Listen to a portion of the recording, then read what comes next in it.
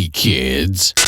You're listening to the internet's wettest podcast about video games, consoles, and pancakes. The SML Podcast.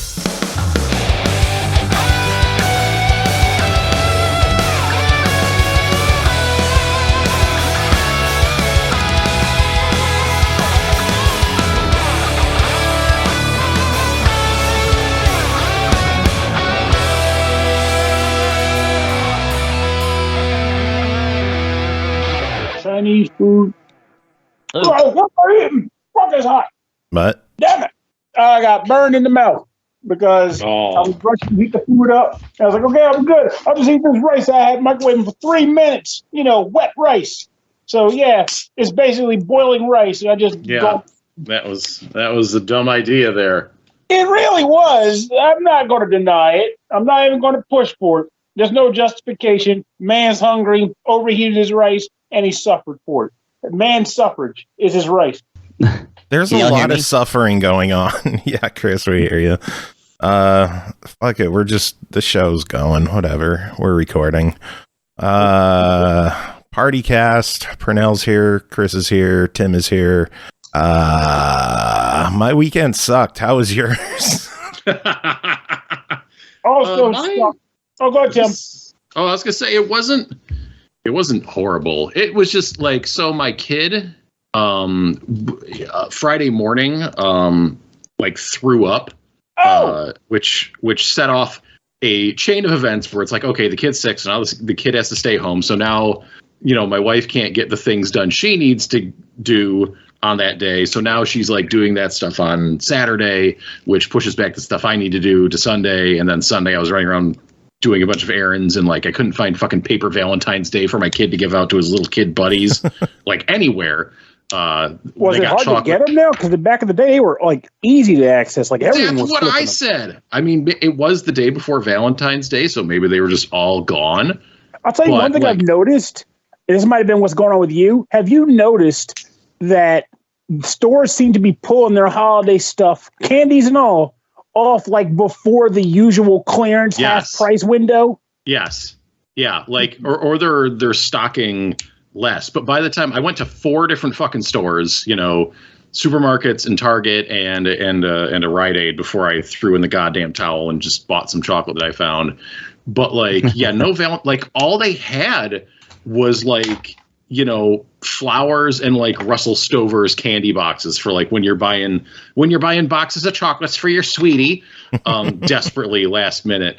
And I'm just like, man, I just want my kid to have fun in school. Where is all of that shit? I am a parent who does not plan this stuff weeks ahead of time. I am thinking of it now, and there was no paper Valentine. You got to be that family that just like bakes cupcakes the day before. That way, you just have a bunch of crap sitting in your fridge. You can't go wrong unless you just don't feel like baking on that day. And then hey, guess what? You can't do when kids are fucking allergic to everything and there's COVID. Damn. Send them home with that shit. Like, here, take a cupcake. If you die, it ain't on me. Well, I'm allergic to it. Don't tell your mom. Just eat the fucker. But I think Pernell is encouraging allergy death. What the hell? No, I'm encouraging delicious unconsciousness. I don't know. Peanut allergy? Fuck it. Have some peanut brownie. I'm just saying delicious food is worth the risk. That's all I'm saying. If I was allergic to peanuts, I'd be taking a chance sometimes. That's all I'm saying. I like Reese's Cups too fucking much. Maybe you wouldn't be. I don't know. I like Reese's Cups very much. Enough to take a chance sometimes. Like, you know, if I could just... You're only saying that because you're not allergic to peanut butter. Hey, when I got my surgery for my gallbladder, you're like, sir, you will not be able to eat spicy foods anymore because it says, fuck you. We'll see about that. And I pushed through. You don't know me. I do what I want. I do what I want. I am passionate about spicy foods. And while I won't deny the hell sauces, I'm not as good at it anymore like I used to be. Like that junk is like, it's suffering for what I love. But I didn't stop. I just ran back a little bit. I was responsible with my pain. You know, that's what I mean. Like I'd pop a Reese's Cup here and there. It's like, you know what? I like them enough to chance it. It's worth the try. So Reese's Cup's pretty good. Hey, damn right. If you tried the peanut brittle ones, they were only for Christmas this year, apparently, which was lame because the stupid potato chip and pretzel ones, year round, because they always use the worst fucking thing to keep. But apparently the peanut butter ones were only for Christmas, so I had to do like the stupid thing where people had like backstock on Amazon, and I bought like 5 bags of it, so I have enough for the entire year. But it's worth it because they are literally the best Reese cups in existence, and it shouldn't be because it's literally peanut flavored peanut candy. I don't know, but I guess peanut brittle is its own distinct flavor, and I am learning that from the Reese cup family. Yeah, it's weird, man. But I'll take it because it's delectable. This whole show's fucking weird, man. That's what it's all about sometimes. The weird is what gets you through. I like the weird. It makes me feel good. Temporary, long term, it don't fucking matter. It makes me feel special. This just breaking-ish news. I don't know if anybody else saw that Nintendo is discontinuing purchasing on the 3DS and Wii U eShops. Oh, wow, really? Next I'm already March, making a yes. list. Yeah, we got time, but yeah, forget and next thing else over. Like everyone's freaking out like these games are lost to time, like piracy doesn't exist. Yeah, piracy will make it work. I laugh. The nice thing, I laugh from the tallest tower at anybody who's like panicking about not having something for the Wii U. It's like, y'all, what's left? Hey, hitting his buddy on rails. That game is good. Well, I mean, there's some good stuff on the Wii U that hasn't been ported to the Switch yet. There's still that. Well, I don't know if Game & Wario is good, but it is expensive. There's I just bought Chris, you just bought from a friend. Yeah, I just named one: Scram Kitty and his buddy on rails. Yeah. There's the 2 Zelda HDs that have not been ported up yet, though. I mean, come on. There is shit. There was one I was just thinking of, and then there's a lot of shit. You're right about that. There's a lot of shit. Xenoblade Chronicles X has not been ported to anything else yet. Yeah, but you can still buy that. Well, I tell you, was it available on their eShop? Probably. I think I assume everything was. Well, I thought back then with the Wii U and 3DS. It wasn't really commercial games or retail games that were on their shop. It was always like the indie type stuff and the smaller games. There was retail stuff. No. Yeah. Huh. In that case, I guess, Xenoblade Chronicles would fit the bill. I think that's the only one. And be perfectly blunt, I'll be the asshole. I don't want them to port that because I need a reason to have it here to play on my Wii U, and I'll feel weird. Don't get me wrong. If it happens, I'm glad people get to play it. Yeah. But as it hasn't happened yet, I'm perfectly cool with being that guy that says, I have it on the Wii U. It feels good to say this is why I own my Wii U still. And I don't want to have that feeling. I was like, well, this thing is a piece of shit trash worthless now. Whatever. But, we'll see. We'll cross that bridge when we come to it or whatever. Also, there is the Wii U version of Tekken Tag Tournament 2, which has some special Nintendo content in it. I didn't even know that was on the Link? Wii U. No, it's not Link. No, there's like some Zelda? There's some costumes. There's a Bowser costume. It looks like for a character, and a Bowser costume in Tekken. Yep. Wow. Yep. And Mario and Luigi costumes. Yeah, I didn't know about this. It looks like there's Captain Falcon and Sheik and Princess Peach. Sense. Yeah, of course. There's Link. There's Kazuya wearing a Link costume. Yeah, there's a bunch. I didn't know about this either until my child. God, what the fuck. My child started getting interested in the Wii U at some point last year. I don't remember why exactly. Do you still have yours hooked up to your TV, so it's in his eyesight? Yeah, I do. Well, yeah, I guess he probably. But I'm trying to think what he actually played on it that made him. It doesn't matter, but he started playing something on it, and it wasn't Mario Kart. Maybe I think it was Yoshi, the Yoshi crafted game or something like that. Woolly World. Woolly World. Yeah, Woolly World. It might have been. Yeah, I think it was Yoshi's Woolly World. I got him playing. If it was, I'd believe it because that game is sweet. Yeah, it is. But yeah, I do have my Wii U hooked up here. It is it's on my secondary TV in the office, and it is also my my de facto vanilla Wii as well because it can play all that shit. And I did a Wii system transfer. And transfer. I got some vanilla Wii for you. I transferred my Wii system onto it, so everything I bought on my Wii, all my eShop purchases, and all my saves and shit are on there too. So it's that. But anyways, yeah, the Wii U came back into my life, and I was like, what else? What's on the Wii U that I should look into owning, and then I looked it up, and it was like the things I didn't own that weren't available on Switch were Game & Wario and Tekken Tag Tournament 2, which will run you some dollars. Tekken's expensive too. Yep, yeah, Tekken's like $100. Holy shit, 70, 80, $100. Yep, yeah, go figure, right? That's one thing I heard recently in regards to the Wii U, actually, because like when people were talking about like because it came up on Hey Poor Player, and they're talking about it there, and it was like the first thing someone said was like, it's like the 3DS games are already freaking expensive. Now they're going to get worse. And I'm like, are they really expensive? Like wait, that doesn't seem right. Wait. I agree. Got cheaper. That's only like $40 right there.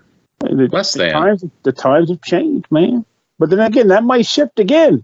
I mean, because now the news is out. That's when all the games spike up in value. When people are like, "Oh, it's not, and we don't have infinite amount of time to get it." Now all of a sudden we got to worry about it. Like again, I'm looking at Dimperman 3 now. I had like a decade to buy it, but now suddenly I got to buy it now. I need it. I need this game. Did you beat Dimperman 1 and 2? No. But I need to start it's like 50 Cent Blood on the Sand and the Fear games on Xbox. They all spiked up in value because they're playable on Xbox One and Series X and S or Series X now. Boy, so in their case, they spiked in value because they're still playable. Yeah. Or they're newly playable.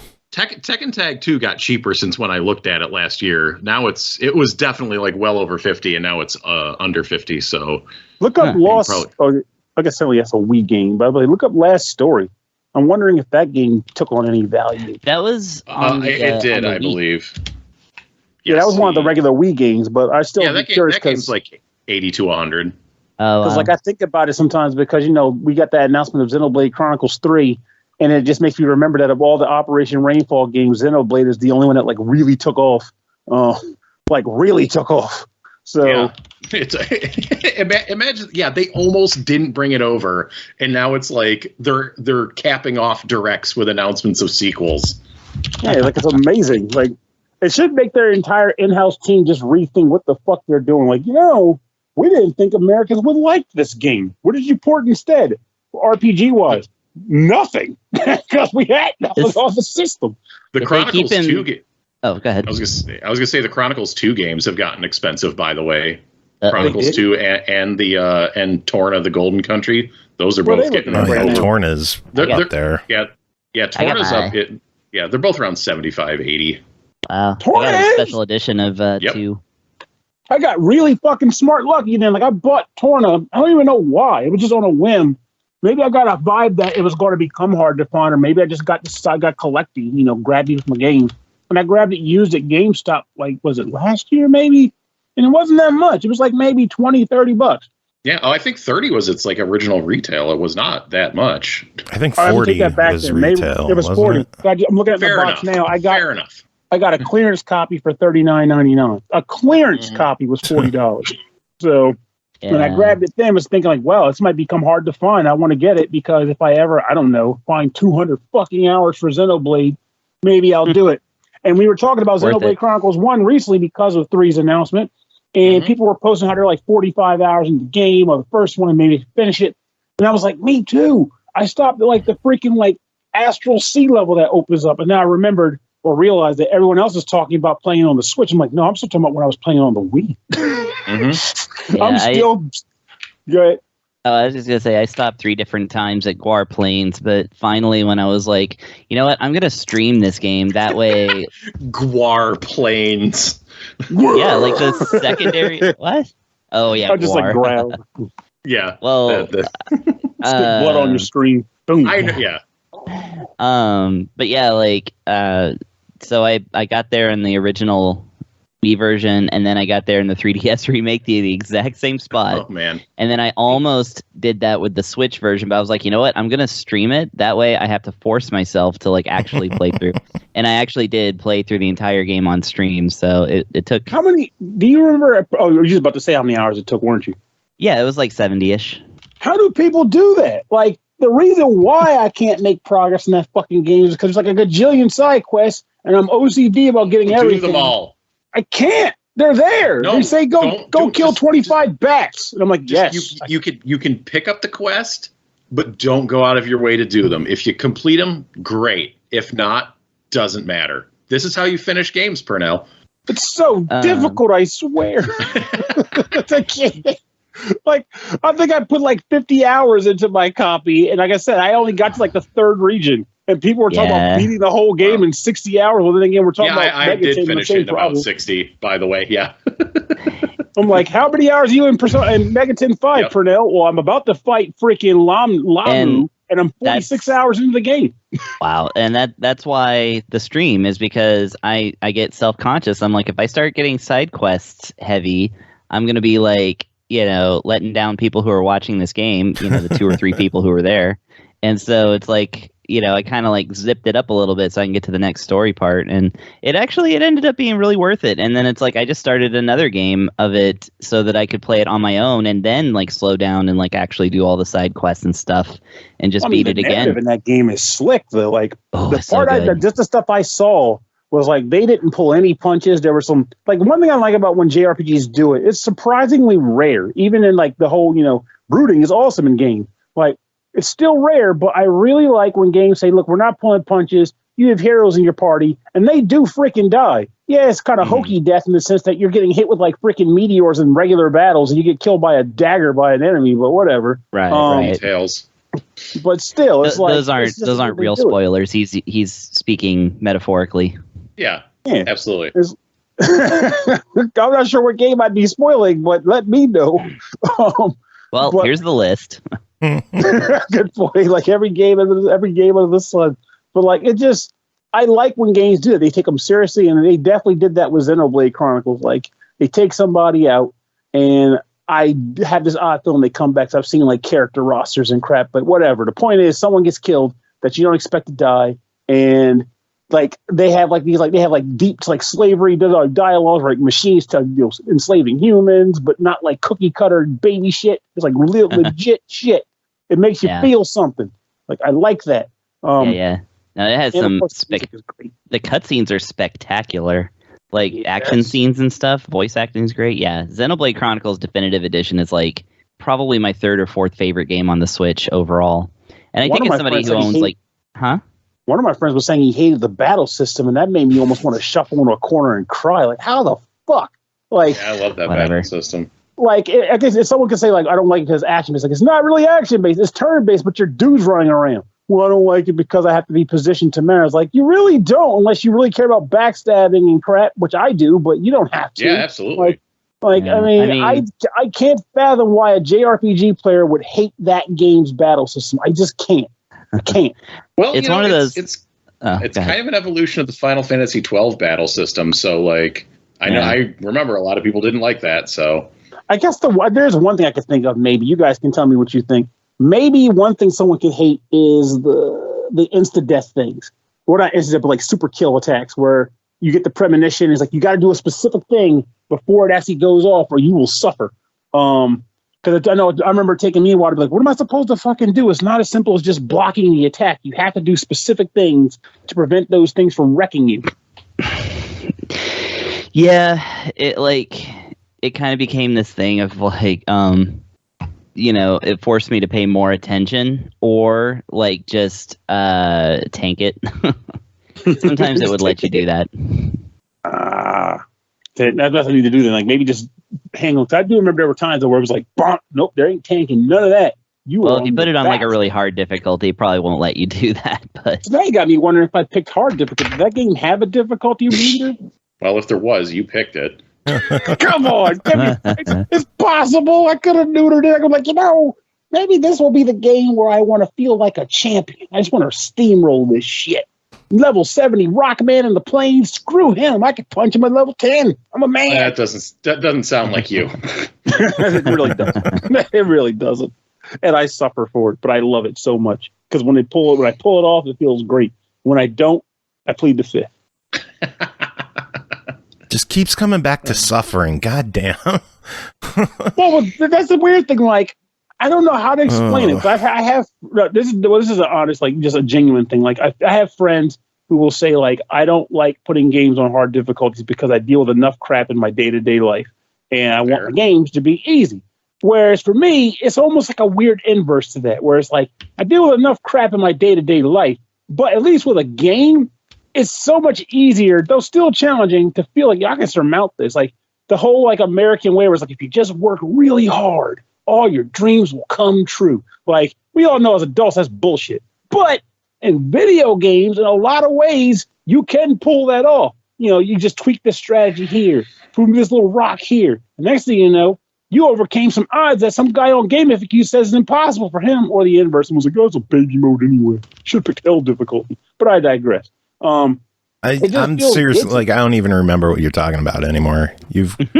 There's been so many tangents. I've been trying to keep notes of what we're discussing. The last thing I remember is Xenoblade. We're still kind of talking about Xenoblade. Are we? Really are. We are. I am so like mentally. I am so fucked up right now that I can't keep anything straight. Let's talk about the plot of Xenoblade Chronicles then. Yeah. Oh my god. That'd be real easy to keep straight. News update. Peaches has turned around. She's doing really good. Yay. Yeah, that was my good news for the weekend. Did the hunger stuff do it, or did she end up not even needing it? Well, she needed it for a couple of days, but she's seemingly back to eating normally now. So yeah, that's a really. We had one of my childhood cats like almost died, like suddenly just like stopped eating. Well, it was weird, like because he like I don't know, like got hidden up in like the rafters, like under the house of the basement for a few days, and like when we finally got him out, like he was just not eating, and took him to the vet, and they were just like, yeah, do your best. Like we're like injecting shit down his throat, which is no good with cats, more than anything. But then we figured out, well, because it was something like the vet thought like its nose was clogged up so it couldn't smell its food, so it wouldn't eat it. But eventually we found out like it could smell barbecue chicken. So we just drove around and bought like, because, you know, during the summer, there's tons of chicken barbecues around. So we would just buy chicken barbecue dinners and like give the cat chicken barbecue for like days, and eventually like came right back. Like chicken barbecue saved my cat. Wow. And that cat knows good fucking food. Yeah. Yeah. My mom's husband, his cat years ago, got really sick to the point where they were like, just make her comfortable. And, but then that cat had a turnaround and lived for like 12 more years. It ended up dying at age 23. Damn. Yeah. So cats are weird. That's a good life. Isn't average age for a cat like 13 or some crap? Something. Yeah. So 23 is a freaking just kicking the eyes in the ass. I'm just full on eating on the show. Sorry. That's fine. I am too. It's okay. I seriously thought the beginning of the show was just going to be me crying the whole time. So, so the fact that I haven't cried yet on the show is definitely a positive. So, well, this was a lot of things. Like, at least, I mean, obviously, I can't speak for everyone's situation, but sometimes I think about like stuff that's like rough in times, and obviously, the stuff's going to be there. Like, you got to deal with that. That's life. But you always need some form of distraction just to kind of keep things moving for yourself. And to be perfectly honest, every once in a while, I find myself thinking that it's pretty nice just to be able to say, you know, just for this episode or for these 30 minutes to an hour, I can do something fucking else. I don't have to think about life. That's pretty much how I feel about board games and like, video games, too. Like, yeah, but I have to be honest with our listeners because I've never hid stuff on this show. Personally, I'm going through some shit. Pernell, I don't know if you even know. Who, me? Yeah. Like, no, have you? I know. It's just okay. I also know that some like people need to work their own. So like for me, to be like, yo, talk about the dit and the doop do. Like you don't need to hear that shit. Talk about the dit and the doop do. Yeah, but you ultimately know that hey, that Pernell guy, he's hanging around. He's got some gap for you if you want to chat about some stuff. Yeah, but my wife said that she wanted a divorce, so my weekend was kind of shitty. And we talked. We are going to try counseling for a few months and see what happens. Yeah. So fingers crossed that the positive news continues with Peaches. You'd be surprised. Like, I will say I have known people who have pulled off some stuff through counseling, because if the person goes into it with an actual intent to give a shit, You can learn some Well, crazy I stuff give a that you would shit. not have So gotten fingers crossed. Well, you know what I works, mean. I'm so. saying, like, well, let me put it this way: if everyone's going in there with the heart in the place, like, I want to get to the bottom of this. I want to talk through these things. They have a way of actually revealing stuff that can help you. It's not all mumbo jumbo, so to speak. So, I mean, all we can say really is that we're hoping for the best. Just go in there, give it 110%. And take what they say. God, I hate that. I just said thanks for that shit. You know what I meant? That's some really unique advice, Pernell. It really is, but I mean, You got to get in there. Give it 110%. Give it all your moxie. I don't know, but there's a reason why people when the say chips that, are down, go out there in the fourth quarter and you pull that strike and you hit that home run and you hit that football all the way across the 40-yard line and get a home goal run. That hockey puck. 110%. All right, now do curling. God, don't love get me curling. started. I love me some curling. Okay. I really do. I fucking love curling. Like, I was so happy that the Olympics were on and curling was back. I loved curling. Well, you know what else I love? I love game reviews. Yeah. Hey. Do we have a game about curling today? Because that would be freaking sweet. I don't know. Pernell, you tell us, because the first game to talk about tonight is Edge of Eternity, which does not sound like a curling game. Developed by Midgar Studio, published by Dear Villagers, released February 10th on Xbox One, Series X and S, PS4, and PS5 for $29.99, releasing as a cloud version on the Switch on February 23rd. In Edge of Eternity, players follow protagonists Darion and Celine in their quest to find a cure for the all-consuming corrosion, waging epic turn-based battles in a grand tale of hope and sacrifice. Pernell, tell us about Edge of Eternity. So Edge of Eternity is a game that I've been hearing about off and on for a little while now, which is why I was interested in giving it a go when the review code became available. It's kind of funny we were talking about Xenoblade Chronicles at the beginning of this episode, because I do feel like this game attempts to share a lot in common with that in regards to, like, you know, the overall grandness of the experience that you're taking on, like just exploring these massive maps, because every region you go to in this game, pretty freaking huge. Not to mince words on it. Big zones, big places. And you're running around these areas. It takes quite a while to get from point A to point B. There is, like, you know, quicker travel, and there's like fast travel in regards to the save points that you come across. But until you get access to said save points, or you get access to the, I guess they would call them mounts for the region, because you have to go to each region that has one, you have to actually earn the rights to use it. If you don't have those, you're going to be trekking quite a bit. As you're running around the game, you'll be exploring and taking on a large number, actually, of side quests. Again, like Xenoblade Chronicles. Not as many, thankfully, but you will find yourself being tasked with, you know, a number of things regarding, like, you know, picking up random items on the map, or, you know, killing X monster. There's hunt quests that you get off of a chalkboard in towns, which, funny enough, there are a number of outposts that actually aren't even named towns. They're just places on the map that have facilities, which is kind of nice and realistic in that regard, because, you know, large environment that you're exploring in real life, or a real scenario like that, there would be outposts available for players to engage in. So you'll be getting, like, quests for that, quests for general requests, and all kinds of nonsense. So you'll be dealing with that. As you're running around the map themselves, you'll also come across just general baddie monsters. And when you encounter them by way of, like, walking up on them and starting the combat, you will engage in battle. And to me, it's the battle system that's probably the coolest thing about this game. Unlike a lot of other turn-based games, or ATB games for that matter, this game has a sort of like a tactical environment to it too, or element to it. Because when you go into battle, they're immediately bounce down on the map where you actually encounter the monster. So even though the environments are very sparse, that is because once you start a battle, you are fighting in the space you encounter the monster. And the game creates like a sort of honeycomb set of tiles that you can run between. And as you're on these tiles, you can pretty much attack enemies from the front, the back, if they're facing the opposite direction of you. You have moves that will allow you to, like, say, guard yourself, and then if the enemy attacks you, you'll just jump backwards a tile so that they have to approach you differently. Enemies themselves have a variety of types of attacks. Most notably, there are actually a cancelable one. So there are some attacks where if they set it up to go, it will start to kind of tick down like a normal ATB, but it'll be red, letting you know that they're about to do a cool attack, or not really cool because they're about to fuck you up. But sometimes they'll have a lock on it, which means you cannot interrupt it. But other times there'll be it won't be locked, which means if you hit them with a good physical move, you can delay or outright cancel the attack entirely. So there's a little bit of a strategic element to that.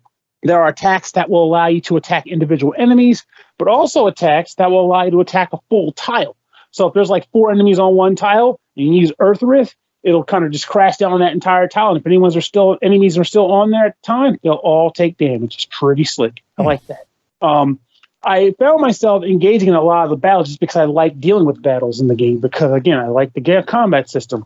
But one downside to that, which I should mention, rather than just go about listing downsides at the end, I just interject them as I come across them, is that for as much of the game as I played, the first 15 hours or so, again, I did the Xenoblade, so I did a lot of running around, but still, first 15 hours, there wasn't a whole lot of enemy variety.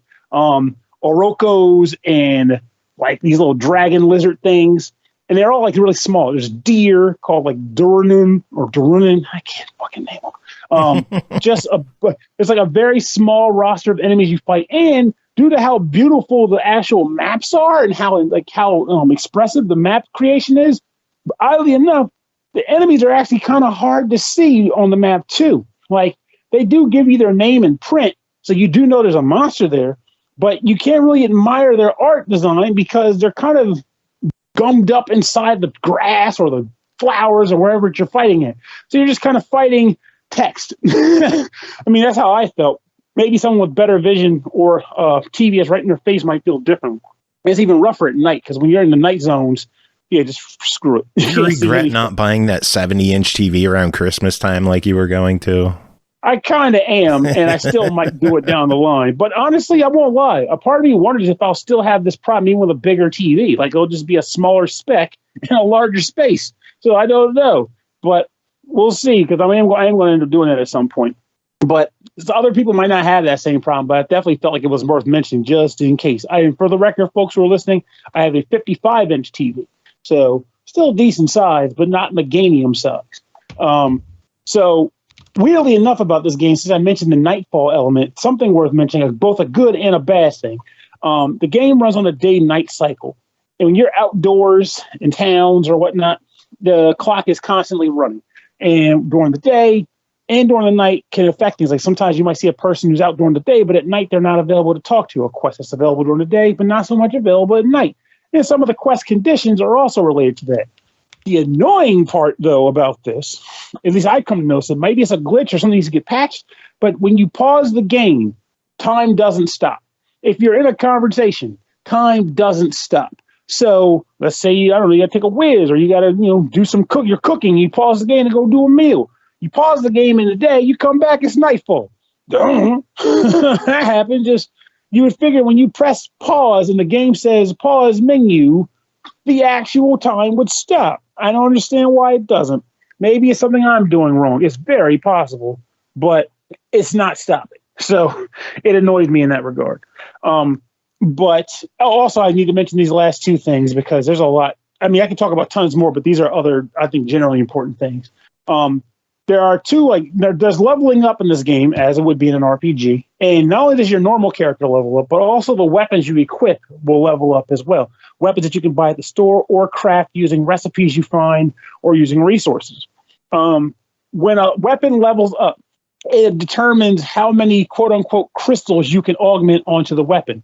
Because similar to how Final Fantasy VII had materia, this game has crystal slots on every weapon. And initially, they look like they're much larger than they are because you'll have, 15 slots available going off in different directions. But the way the game is designed, you have to choose one path across the weapon to slot crystals into. And the reason why you'll choose a specific path will be based on the sub bonus that the crystal path might give you. Like this slot will give you 2% attack bonus, whereas this slot will give you 2% magic increase. So you're like, okay, what do I want to use? And you go from there. But then not just the slot itself, but then also the color of the slot determines what crystal you can slot into it, which determines what abilities and buffs you'll get from that. So you'll be doing that a lot, where you'll level up a weapon, get the juice onto it, and then when you get another weapon, you'll just dump it and do it again. There are a variety of weapon trees you can build off of, kind of like Rogue Galaxy. There's a lot of elements here from other games. I'm starting to realize that. I didn't even realize Rogue Galaxy until I just thought about it now. But it's there. That's a deep cut. That is a deep cut, right? But as far as I'm concerned about this game, I have weird vibes about it because on one hand, I've actually read some people claim they didn't like the characters. I disagree. I actually like the relationship between Celine and Dario. I think they're pretty good. I like how the beginning of the game started because at first the beginning just kind of bored me because I was like, oh, this environment is really sparse and I'm not really feeling good about, the animation or whatever. But somehow, there's two-tailed cat mounts. How could you not love that right away? Well, you didn't. Well, if I remember correctly, at the beginning, you didn't already see the cat mounts. You were like a freaking snowy wasteland, like doing like chores in a mine or something. Like it wasn't engaging. Though once it started going off, you couldn't see like any menus. It's like, in a lot of RPGs, the first thing you want to do when you get control of your characters, you want to see what the menu looks like. You want to see what the stat system looks like, your items look like. You just want to get a feel for the land. But in this game, you don't get to see any of that until the prologue is over. But in the meantime, you're just like, they're just throwing you in the deep end. Here's a bunch of moves you can do. And they do hit you with some whammies really early on. Like, I almost want to say they were like outright just like hitting you with like, here's some JRPG tropes. Yeah, fuck those. Which I kind of did like, admittedly. But once you get through that overall prologue and they put you into the game proper, you get access to all the systems and all, and it actually feels a little bit better. Like, I'm actually comfortable with that. But you have to get through that intro part first. Aside from the enemy variety, I honestly, and also like the graphical thing I was telling you before, like how, one last thing that gave me problems. But this is TV related, I admit too.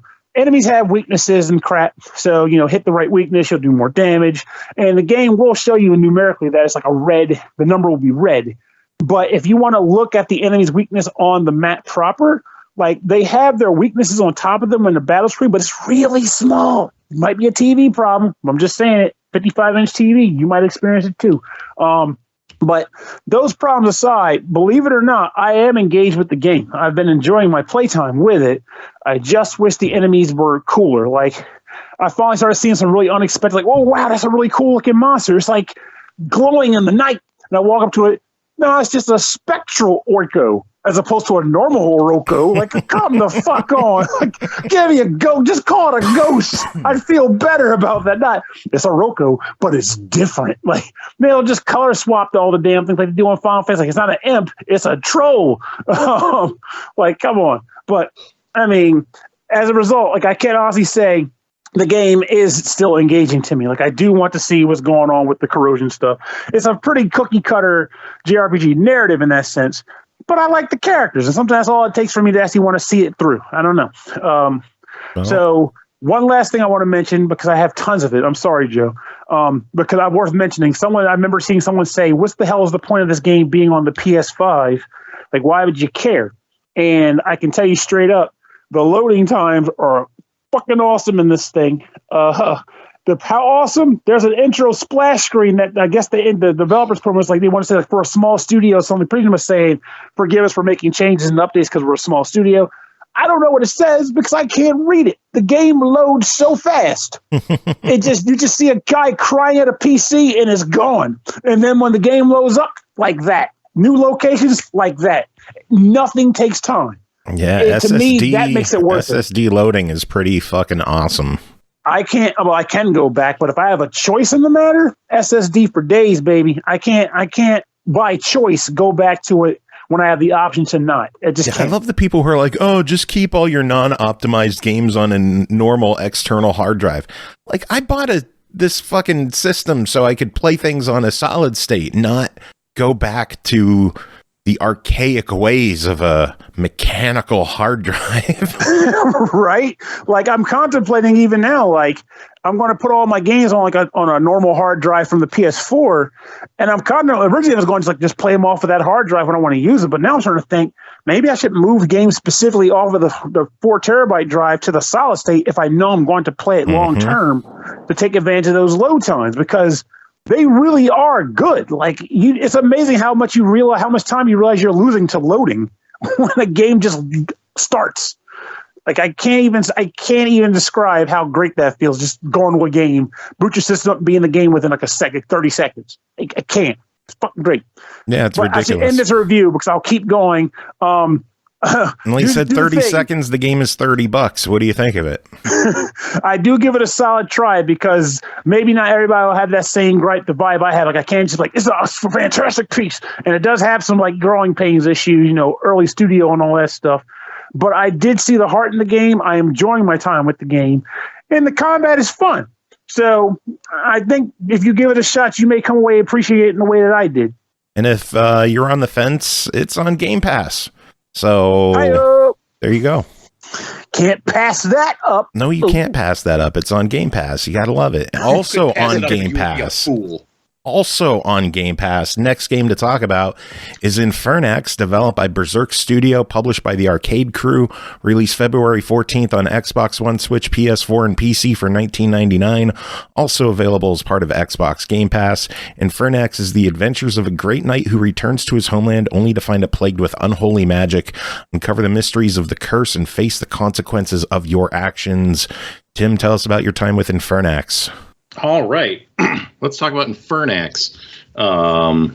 So this game, you'll look at it and you'll say, oh, this looks like one of them games where they took, an 8-bit classic NES style of game and updated it for, modern game players. And you'd be half right in that, yes, the game came out this year and has a few amenities offered by modern games, but mostly is just kind of like, fuck you. This game is the best way I can describe this game is it's like Castlevania 2 Simon's Quest, but comprehensible. Though dead ass, there's like a dead end in the game with a cliff, and I sat there and I squatted for a bit just to see what would happen. Nothing did. So it's kind of a Metroidvania, but in a very old school sense of like before, that genre existed with a clear definition. And it is not like what you'd expect out of a modern Metroidvania necessarily. Like it's a 2D scrolling. The world is open-ish. You need to find powers and abilities to get to different parts of the map. But you can go back and forth kind of at whim from here to there. But your main goal, eventually, after kind of getting through the first couple of bits there, is that there are 5 dungeons you need to go to enter and clear and break these orbs, which will break the seal on this church in the middle of the map. And then you go in there and fight the last boss. That's the general gist, as it were, which again, not unlike Simon's Quest, where you're going through mansions to collect the different parts of Dracula before you put his ass together and then kill him again. Put him back in the dirt. But it's cool. So you know what else is cool? The fact that Lloyd Berry just subscribed for the 5th month. Lloyd, thank you so much. Saying I'm not wasting my own money by using a Prime sub. That's the way to do it. Don't actually spend money on me. Just use your Prime sub. Yeah, that's a way to do it right there. Yeah. Good use of those things. Indeed. So, yeah. The game, like a kind of a game in that era, it is not super hand-holdy. It is not like... It's not always very direct with, telling you what you need to do. Like, there is a guy in the church who will be like, yeah, you need to go check out this area, but that's about it. He'll push you in that direction. But some of the hints in the game as to like things you need to do or quests you need to solve, or like the hint is like one line of dialogue in an inn is just a guy saying like, oh man, I feel like I saw a castle during a storm out in the sea. Like, that's your hint. That is a hint. Like, okay, well, all right. But yeah, that's how it handles information, though it's done in complete English sentences, which again puts it ahead of some games of that era. But it's cool because there is not going to be dots on your map blinking to tell you where to go. There is not a guy who is just like, okay, go here, then here, then here. It's like, no, it's like, okay, that and go here, do this. You do have to puzzle some things out on your own, and I appreciate that. I appreciate it. So what you got going on with your character, you are like a dude just returned from the Crusades. You got a mace, you got a shield, and as you go through the game, you can get potions, and you can buy more potion flasks to carry more potions. The potions aren't like anything crazy. It's just like restore your health, restore your magic, restore both your health and your magic. But you can buy more flasks to carry more, so that's always a fun thing. And yes, you have magic. You will accrue like 8-ish spells throughout the game, which range from there's like a defense spell is the first one you get, or probably get. There's one that casts lightning about, one that's a straight heal, one that summons a familiar, one that lets you fast travel, which is a great spell. That was kind of my only beef, like the first like maybe hour or two in the game. I'm just like, man, I wish I could fucking fast travel. And then you can, just not out of dungeons. You can, there are shops where you can purchase upgrades to your equipment, like a new mace or a new armor, which will do more damage or stop more damage from being done to you, as it were. You can also buy extra lives. Well, that's a weird thing to talk about again. So yeah, I remember those days. Yeah, I remember those days. So you play through the game, and if you die, or when you die, I guess I should say, you are sent back to the last place where you saved, the last save point. There are save points dotted around the map, which you can use to save your game or upgrade your character, because you gain experience as you kill things, and then you can upgrade your attack power or your health or your magic meter. But you die, you go back to a save point, and everything that happened from that save point is gone. This is, as I like to call it, the way it used to be, you know? These days, it's not uncommon where if you die it's not uncommon that there are save points and then there are more frequent checkpoints, or there's checkpoints and you die and you retain. Yeah, you'll die, but you'll still retain like the things you gained along the way. Like if you picked up an item, you still have it. If you gained some experience, you still keep it. If you picked up money, you still keep that. And this, no. It goes back to the last time you saved, and you'll be happy about it, and you'll like it. And maybe you won't be either of those things. In which case, this game has you covered, because it has a casual mode that you can switch to at any time. And I appreciate that it doesn't taunt you with it. It tells you up front that classic mode, this is how the game is meant to be played. But hey, here's casual mode, and it doesn't like poke fun at you and say that like you're less of a man, you don't know how to please a woman if you play on casual mode. It's just like, hey, this is casual mode, it's right here. And on casual mode, you will retain some of your experience and your gold when you die. So that way you can just kind of grind out currency, even in failure, to power up your character. Now, I mentioned the extra lives. So by default, you have 0, but you can buy more, and it acts as a regenerating stock. So if you have 1 life, which I actually only purchased 1 extra life for my character to have the whole game. There's more that were out there, but I just never felt it was a priority. In that case, if your character dies, they will come back on the same screen with your health and your magic refilled. So buying a bunch of extra lives is a way to help mitigate the challenge. Now, I keep in mind when I say this that I'm a kind of a psychopath sometimes with difficulty in games, especially this style of game. I didn't think the game was that hard. It's definitely challenging, but I think I finished it in like under the estimate that it said in the the email we got. Like I'm pretty sure I was well under 5 hours in finishing the game. And there was only a couple of spots where it was just like I was really having a tough time like navigating. Like the dungeons can fuck you because they have branching paths where it's like you need to go up this way to find a key before you can go through the door that's down here. And then there's like a hidden item up here, not a hidden item, but there's an item up here that you're going to want to go and pick up because you will pick up abilities that will help you in traversal of these dungeons and the world in general. And you need to get those. So I found myself in a situation sometimes where it's like, okay, I'm going to go up this branching path, get the key, and then I'm going to walk back out of the dungeon, save my game, so I don't have to do that again. That's the situation it creates. And I did that a lot because if you don't do that, and you go through and you pick up your key and you go through the door and then you find the item and then maybe you get to the boss and then you die, guess what?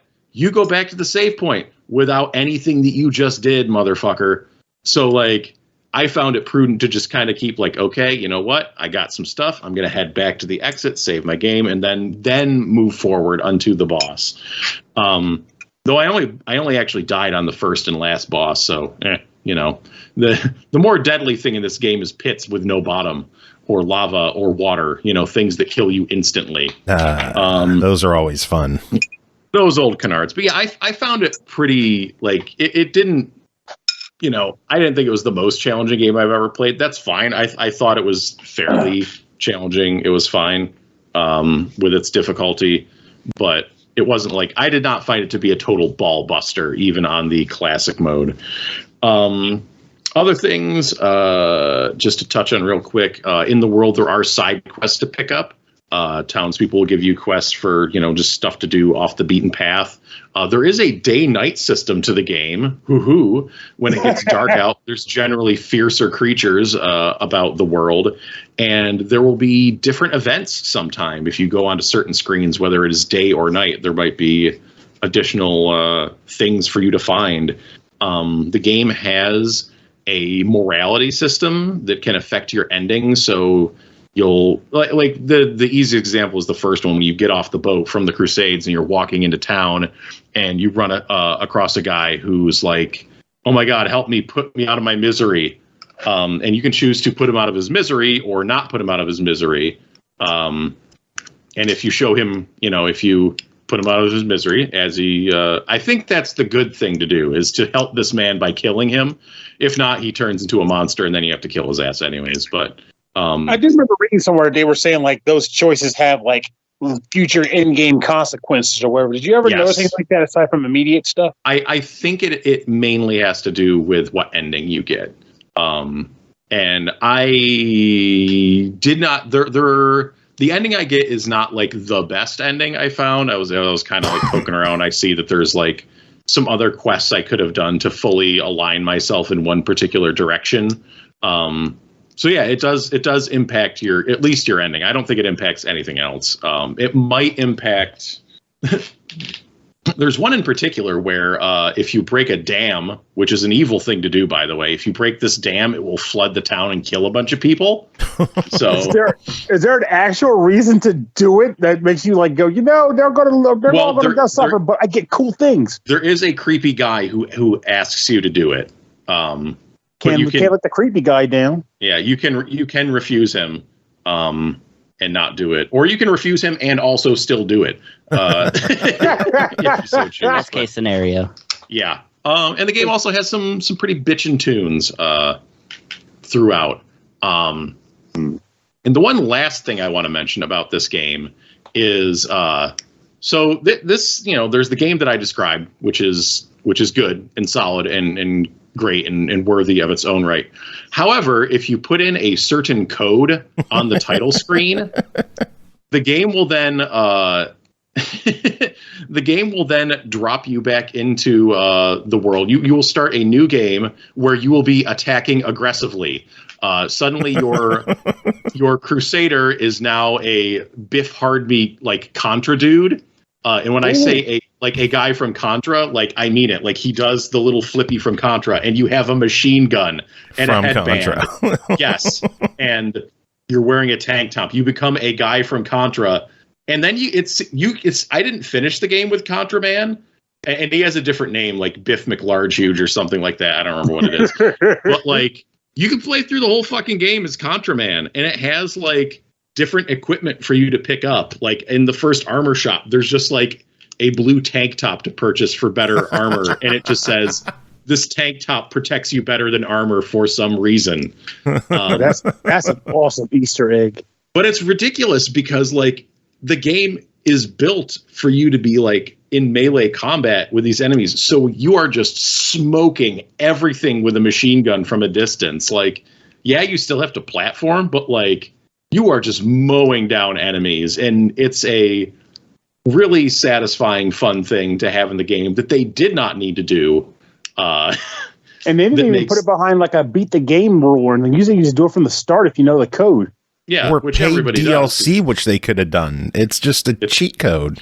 Yeah, cheat codes? but yeah, it reminds me of the, like the Richter mode or the Belmont mode in some of those early, Metroidvania style Castlevania games. Where it's like, yeah, sure, here's another playable character. Like, go nuts. We don't care if the game is broken or whatever. Just have a blast. But yeah, they put some thought and some work into it, and it's a really cool way to just encourage you to replay. Like, I went through and I finished the first dungeon with Contraman pretty quickly, and had a blast doing it. It's just like, oh yeah, this boss expects me to have to get in close and hit him with a mace. What if I just stand over here and yeah. I'm going to guess though that just by virtue of that's even though you can do it from the start, you'd probably recommend it. Of course, everyone do what they want, but you probably would recommend doing that after you've beaten the game. Yeah, probably. Because it just breaks it. Yeah, do what you want, but man, that is a fun thing. That is, yeah. Boss gave you problems, not anymore. Yep. Guy pissed me off. Not today, bitch. Well, Infernax is sitting at $20. What do you think of it? Yeah, I think it is well worth a purchase. And yeah, it's on Game Pass, but hey, you know what? Just maybe sometimes just buy games, It's actually a bummer that like Limited Run had a physical copy of it, but like the pre-orders closed at the beginning of January. So they have a knack for that sometimes where it's like they give you an option for it, but they close it before the game comes out. So there's no word on if it's even decent or not. Yeah, I mean, in this case, like I believe this was Kickstarted, so I imagine it was part of their. It was distributed on behalf of that company, so it's not part of the limited run game set. But either way, yeah, it's like the games. They probably had to make it to fulfill Kickstarter rewards, but and also knowing that it's still like a few months away. But yeah, it would have been nice if the game got to come out. So. Because I would probably have ordered a physical copy of it now, having played it, just because I think it's a cool thing. But that makes me happy because I actually did blind buy it yesterday. Good job. So, nice. So it sounds like I didn't waste my money. No, definitely not. No, it's fun. It's a good game. Looks good. Plays well. It's a really good, solid throwback to that specific era of game. So yeah, I'll have to try to see if I can snatch it on some kind of limited run special sale or something. We'll see if it can turn up without paying an arm and a leg for it. And if it does cost an arm and a leg, you could just blow it off. I watched the ID at Xbox channel play this, and I love the fact that every enemy has a different death animation. Like when it kills you. Oh yeah, when it kills you, yeah. Like if you get stabbed with a spear, like you die. But then there's an animation of like the skeleton walking up into you and stabbing you more with the spear.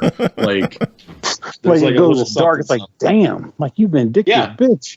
There was one where it whacked the person and then like a stream of blood shot out, and then like a comedic timing, a brief pause while the blood spurted, and then whack whack whack whack whack whack as it faded to black. It was beautiful. Yeah. Yeah, the game has a warning at the beginning that is not for children, and it is gory. I guess I should mention that. Like, no mistaking that. No, it is M-rated. So yeah. All right, well, Tim, that is it for you. Oh yeah, very good. It's only been an hour, and we got through 2 games. Well, in our defense, Xenoblade Chronicles is big news. So yeah. All right. Any final words? I do not. I don't. Something Cody Rhodes? Something Cody Rhodes. Good night. I don't know who Cody Rhodes is, but I do know about something. What do you know? Something. I know that there's a word in the dictionary, and it means refer to an object. Next game to talk about is called Sword of Elpisia, developed by EXE-CREATE, published by KEMCO, released February 10th on Switch, PS4, and PS5 for $14.99. In Terra, a world whose civilization developed thanks to magic tools, there are frequent cases of people being turned into magic swords. Alice, a girl who is traveling with Aldo, the main hero, chooses to become a sword to rescue her friends. While their journey and encounters lead them to a predetermined fate, Chris, we missed this one on Windows 10 the first time around, and we got another chance at it here. So tell us, what is Sword of Elpisia? Okay, well, Sword of Ellipses, yes. Ellipses. Honestly, I only learned today what the title is because I kept thinking like Sword of Elpisia or something like that, and then Elpisia, which by the way sounds like a condition. It might be. Elpisia. Yeah. I mean, at least it's not a game that starts with A, so that's kind of nice. Okay, so yes, Divine Elpisia. As Divine Alopecia.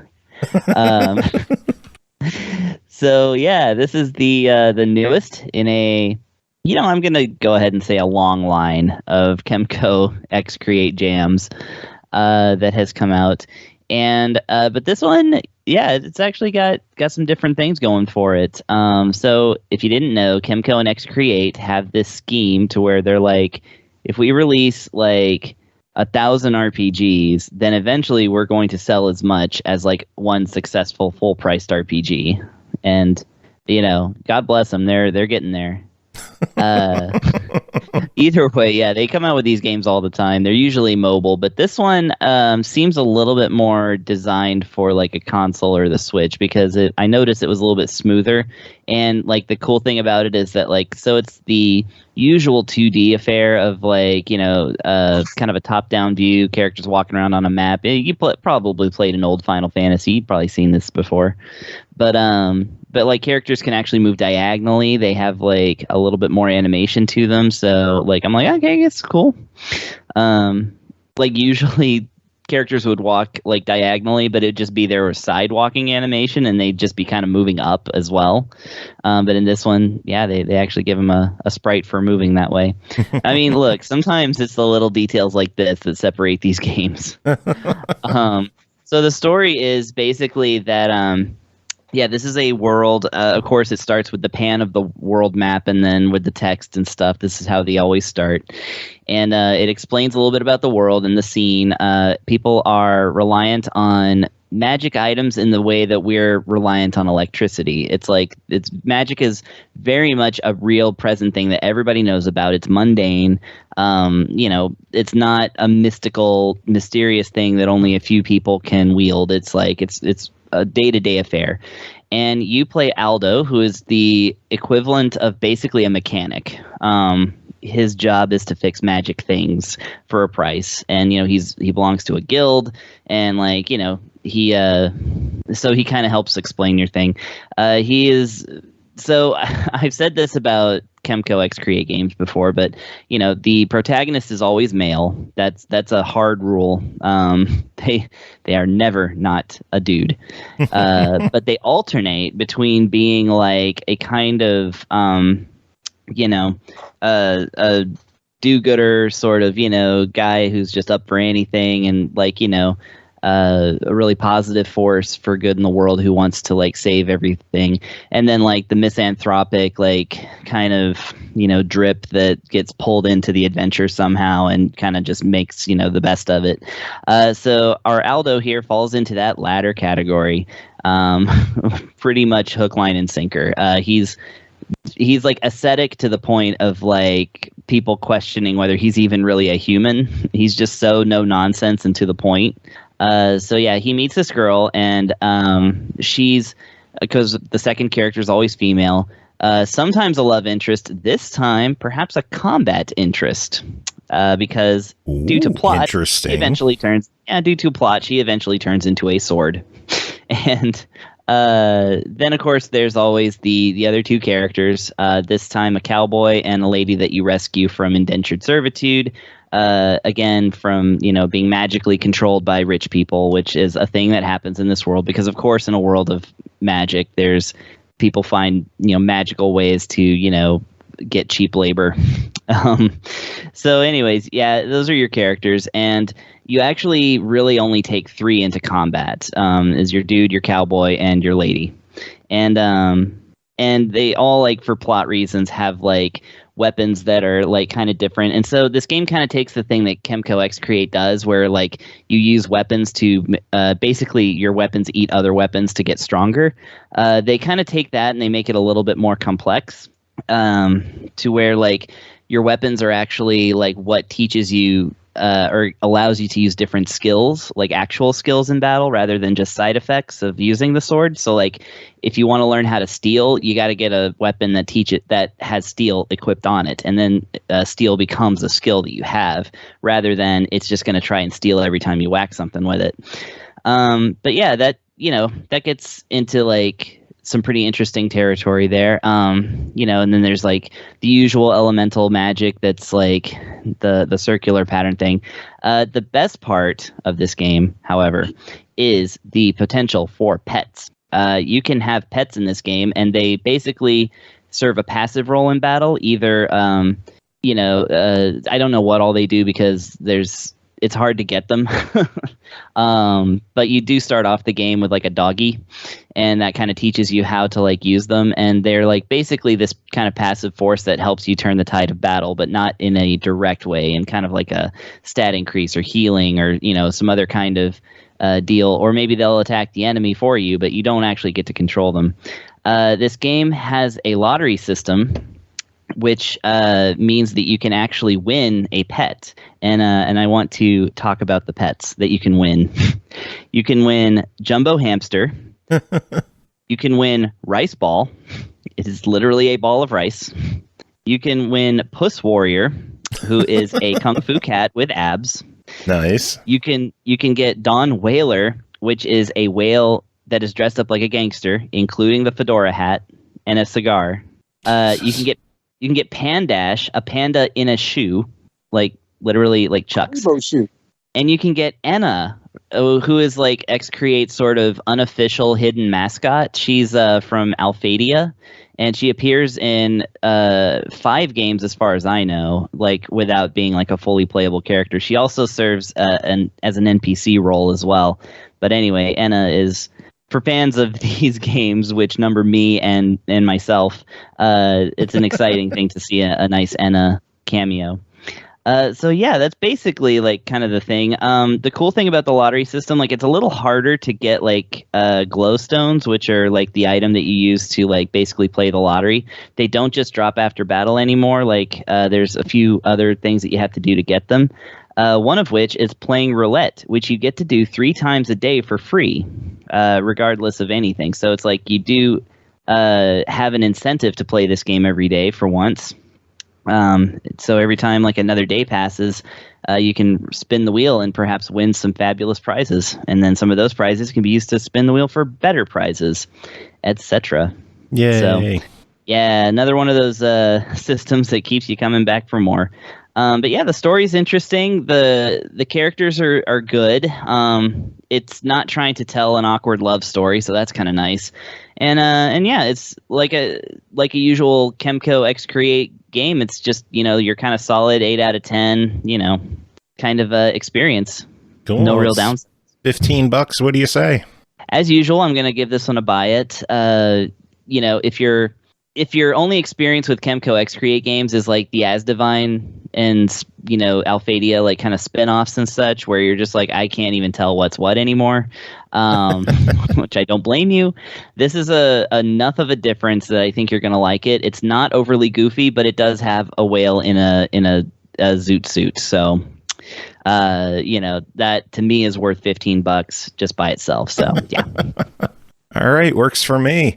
Next game to talk about is The Isle of Jura, developed by EM Games, published by EM Games and Sedoc LLC. What? Oh, nothing. I thought we were Fluffy Cat next. No, I shuffled things around. That's fine. Released February 11th on Steam for $3.99. Take a fishing trip to Jura, a remote and beautiful island. Explore, meet the locals, and catch delicious fish. Pernell, did you get your time with this one? I did dabble with this game indeed. Yes, well, then tell us about it, sir. You're a girl who's not named Jura. That was the first thing that surprised me. Turns out the Isle of Jura is a real place. It is. I went to look up the game on like the Steam location, and I was getting information about the actual island instead.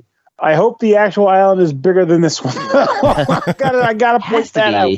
It better be, because oh god. I think the character's actual name is Alex, if I'm not mistaken. And she goes to the Isle of Jura because she has to basically do like a dissertation report, like a college report or something.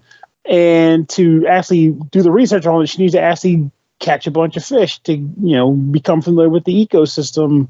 I don't know. She needs to catch a bunch of damn fish for a research paper. So she goes to the Isle of Jura with the intent being to do exactly that, because she has like an uncle who lives there. And the best way to describe this game off the top of my head, it's basically people who like fishing. It's for people who like fishing in Animal Crossing, but they want an end goal that has like a slight narrative involved. Because when you get on this island, you pretty much have nothing to do but fish. The Steam page says like there's like a bunch of islanders you can talk to and stuff like that. I think there's a total of like 4 of them. Like you, and they all serve like a purpose. Sometimes there's that one kid who sleeps in the tent, and I don't think he had a purpose. He was just like, "Hey, my mom threw me out to sleep in the tent," which reminds me of that Simpsons episode where Milhouse was sleeping in the tent because the parents took Simpsons love tonic. But basically, how do you fit the Simpsons into everything? It's my calling. That is amazing. Man. It's my life's calling. And it's also the single largest cultural touchstone of our generation. So, but it is a cultural touchstone. But hey, just because of touchstone, you can't have that many references that you can fit into things. The Simpsons is extra special for that. It's always that was a good reference, though. Well done. Thank you. So what ends up happening is you land on the island, you go see your uncle, and he immediately gives you a fishing net. Fishing net is used in like shallow water. Just kind of walk in, and when you want to use it, you just push the square button, and you push the square button again at the right time, and boom, you caught something with the fishing net. And then you'll just keep catching things until you're bored, or until you go to another place and catch more things with the net until you're also bored. Then there's a place you go on the island that allows you to sell the fish you caught, or in the case of artifacts, drop them off to have them displayed. Once you've sold the objects for a little bit of scratch, you can go back to your uncle, and because he's a douchebag of an uncle, he sells you fishing gear. He'll just give it to you. Now, he makes you buy it because he's a jerk. Yeah, you do not start off with a fishing pole in this game. Not at all. And he charges you like a small fee. It's like $50 for your first fishing rod. Now, with this new fishing rod, you can like fish in like larger bodies of water, like lakes and such, or just to straight up the ocean. And then after you've done, but once you do that, it kind of changes the mechanics of how fishing works. Because instead of with the net where you just push square, now it's you use a trigger to launch the net or the cast in the rod, and then look for the bobbing of the lure. And then once you pull it off, you got to balance out the hitting the trigger with the fishing line without it pulling the fish without it breaking. Just like every other fishing game that's done this. Heck, I think Breath of Fire 2 did this. But nothing wrong with it. Don't fix it if it ain't broke. I like that mechanic. Thank you very much. But then eventually you get another rod for fly fishing, which you can use in rivers. There's one river in the game, so it's not too hard to find it. But then you can use that rod to fish for river critters. And that changes the minigame to like using like the left and right trigger to chase a cursor before the line breaks. And pretty much this is what you're doing the whole game. Looking for fish in different places on the small island to catch them and add them to your booklet and then sell them to the lady, and pretty much it. And I know I make it sound like it's kind of stupid because there's not a whole lot going on, but honestly, it's not so bad. I mean, especially after I went look the price of the game, which is why I went looking for the game in the first place, because I did enjoy it for a little bit, like just catching fish and seeing what comes out of the water. Oh, wow, I pulled a sword out of the water for some reason. That's weird. Yeah, you find artifacts, a.k.a. garbage. There's a lady on the island who loves the garbage. She's like, just bring it to me. I'll store it in my house because I'm a hoarder. Yeah, there's no museum on the island. She's literally just hoarding it in her house.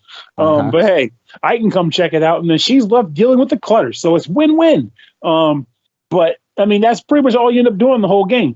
But I did have fun catching I actually enjoyed catching the things. And again, that's why I described it to be similar to Animal Crossing, because when you play that game, it's pretty much the same thing. When you catch the fish, they don't do anything. You just put them in storage in the museum, and that's it. It's the same deal.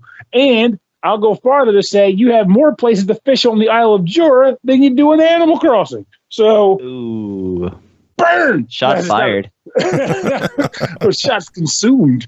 But I mean, I'm just basically saying that in a way to say, like, if you like fishing in Animal Crossing and you want to fish somewhere else, the Isle of Jura is a nice little place to vacation to in order to do that exact thing. And the game is butt cheap. So You can kind of go in there, have your fill of it, and be done for less than the price of an order of fries at McDonald's. If you like a lot of fries. Oh no, the crazy inflation fry, they probably cost like $5 now for an order of large fries. Yeah, for a large it's one, up there for large fries. True. So Well, it's about the same price, $5. I said it was $3.99. I'm wrong. It's $4.99, but it's the difference of $1. So, what do you think of this game for $5? this might be my first one of the year, but I'm gonna give it a fuck it, why not? Get in there and get your fish on for dirt cheap. Nice, Chris. What do you think? Yeah, I concur. The only little things that like kind of I was like, I don't know about at first is like the inability to control the camera. Like Animal Crossing, you just have to like sometimes you have to run into a corner where you think there's not a thing and then there is a thing. It kind of makes it hard to find these islanders at first when you're just like, I want to get into that fishing and stuff, but first I gotta like figure out where my uncle lives and I can't point the camera at him. So there's that. I mean, that's whatever. And you know, like it runs smooth. It's nice and relaxing. Nice little slice of Animal Crossing. So I'm like, yeah, it's definitely a fuck it. Why not? Nice. I am looking forward to checking this one out. We should be having an interview with the dev later on this month. I'm not sure what all we'll talk about. It seems like a fairly straightforward game, but it could be a fun chat. So we'll find out. Tangents. It will be about tangents. Pernell, you'll be there, so we won't even need to worry. It'll be like a 75-minute monologue about The Simpsons and peanut butter cups. Honestly, I'm sure people would love that shit. We need to have a competition to see who can like go off the rails on the weirdest topic of the day, but keep it subtle. Magic can happen. Yeah. Oh, man. All right. One final game to talk about tonight is called Fluffy Cube, developed by Naoka Games, published by QUByte Interactive, released February 17th on Xbox One, Series X and S, Switch, PS4, and PS5 for $3.99. In this game, you play as a kitten in the shape of a cube that must move the boxes to their places, but it's not that simple. You'll need to analyze your movements well to make sure that the boxes will not get trapped. Chris, tell us about Fluffy Cubed. Okay, so this is a little bit of a isometric 3D take on the classic voxel, which of course has you moving around boxes into a certain like kind of formation in order to win. In this case, it is that there are crates and there are orange squares on the ground, and you have to make sure that each of those crates is on top of each of those squares. You play as a square yourself in the shape of a cat. I mean, a cat in the shape of a square. I mean, a cube. Anyway, so basically, but it's kind of irrelevant because you're making this cat work. We know cats don't work, so it's like, you know, this is just lies and deception here, but that's okay. Basically, you just you move around this grid and you move around these boxes. Now the thing is, if the box gets up against a wall, you can't pull the boxes, you can only push them. So therefore, if you're going to push a box against a wall, you better have another move planned to get that box where it needs to go. Otherwise, you got to start the level over.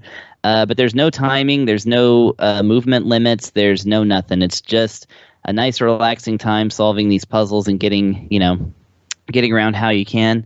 There's 120 levels in total, and it took me up until level 41 to have to actually restart a stage because I didn't figure it out the first time. So it's got a very, very gradual difficulty curve. So if you're not good at these kind of games in general, you'll still get through about a third of this game before I think you might want to start, reconsidering it. And that's still pretty good because it's only $3.99. Yeah, exactly. It's another just really cheap, cute, easy to pick up and play, and there's a lot there. 120 stages. Yeah. Stage to penny ratio is pretty good there. Yes, exactly. You're getting a great bargain out of your sub $5 like puzzle game, which always what we're looking for. Yep. So $4 your verdict. I'm gonna say it's a buy it. Or a fuck it, why not? I don't know. I feel bad giving two of those out today, but I'm gonna say it's as we said, it's functionally exactly what it needs to be. It's a nice, relaxing time, and it's not it's definitely not overblown or over fancy. So that's kind of cool. It's very no nonsense. So yeah, go for it. Cool. All right. Well, that is it for this episode. Made it through another one. I don't know how we made it through. I'm still kind of in a daze and a haze, and nothing makes sense to me anymore. But we made it here, so that's fun.